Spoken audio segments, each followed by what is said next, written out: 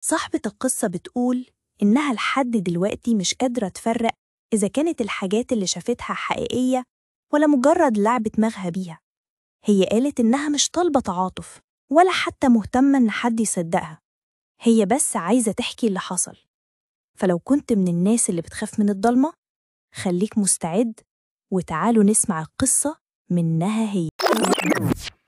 في الأول كنت بفكر إن ده مجرد إرهاق، شغل طويل، ضغط نفسي، قلة نوم. بس بعد كده الموضوع بقى بيتكرر وبيبقى أوضح. كنت بشوفه دايما واقف في نفس المكان، في آخر الكوريدور، ظل طويل ساكت، مش بيتحرك، مفيش ملامح، بس تحس إنه بيبص جواك.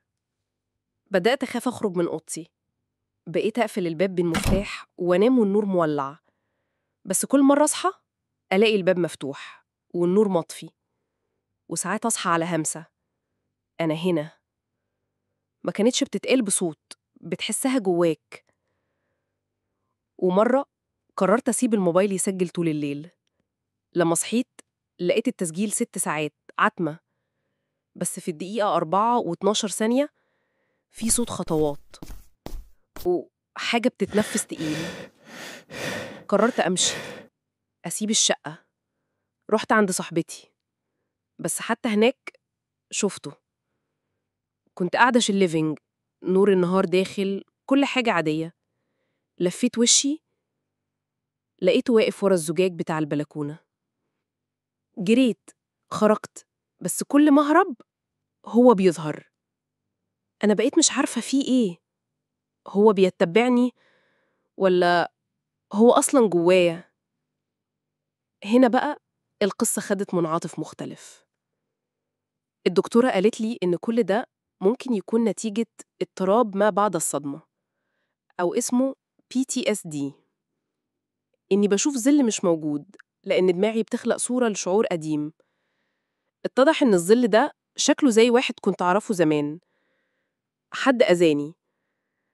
أنا نسيت شكله، بس خوفي لسه موجود، والظل هو خوفي متجسد.